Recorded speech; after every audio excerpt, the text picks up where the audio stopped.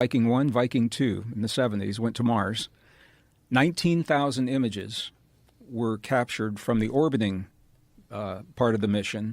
The other craft landed on the surface, and I can just imagine being on the surface seeing this. It's like this thing's like a spider comes down the cloud of dust, and this little tube pops up, and some sticky dental floss stuff shoots out, and then they reel it in to collect dirt and microbes, and they reel it into broth because they're looking for evidence of life on Mars, and it's happening next to massive monuments and geometric structures that are now dated about 50,000 years BP, before present. So they're looking for microbes and signs of life next to the most massive signs of life that you could imagine. These, you said they're dated to 50,000 BC, these structures? BP, before present. Before present, yeah. So how do they know that? Those were when the Cydonia mission, that's the Cydonia scientists, are estimating 50,000 years, and the same with the lunar. I'm hesitating. But the Sidonian, how do they estimate that? If they're using probes from that far away? They're using probes, and I think geologically they're using, it's relative dating. You know, they're looking at strata and things like that. And from the lunar sites, you know, they brought back samples. And yeah, I'm hesitating because I don't know how deep you want to go with all this. But as deep as you want. Well, the samples that came back from the lunar surface had traces of metals that do not occur naturally in nature. They are the product of advanced machinery. And what metals are these? These were metals that came back when they brought back from the Apollo mission, and I think they brought back. Oh, I don't even remember the names. That's one Jamie can look up.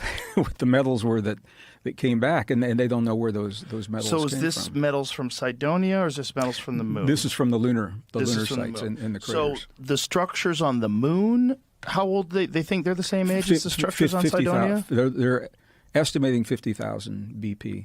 You know, there's a race for the moon right now, and I'm fascinated by this. You know, there was a time only 2 nations on Earth had the money and the technology to go to the moon. It was the former Soviet Union and the former United States, because neither one's the same country anymore. And both those countries have been so broke, they haven't been able to do it. India and China are now sending the probes to the moon. We were going to the moon during the Cold War, and it was a crazy time. It was actually a very civilized war. I mean, the governments were at war, but the scientists were still cooperating.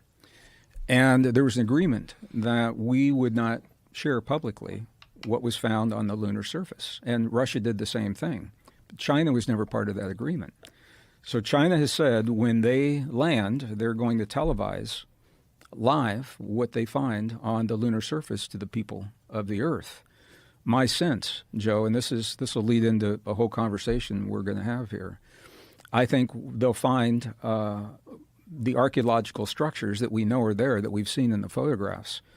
The inscriptions on those structures, we're going to be able to read, because there's a thinking that those structures are from ETs from another time, but the evidence suggests they're from us, from a time in our past, a cycle of civilization where we did great and beautiful things by working together until we destroyed one another through war, and that we're repeating that cycle again.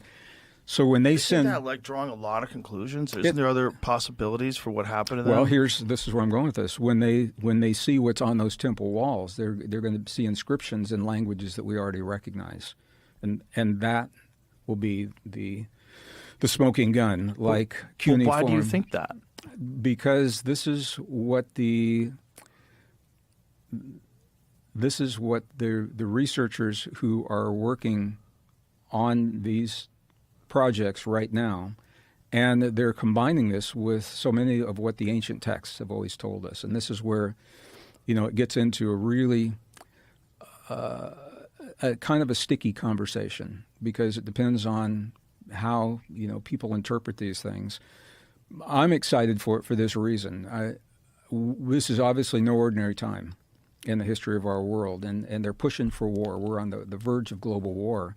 What would it mean if we found on the surface, on the lunar surface, evidence of us, humans from another time, leaving a message in our own languages, cuneiform, Sanskrit, those kinds of things, it could be one of the most unifying factors right when we're on the precipice of war.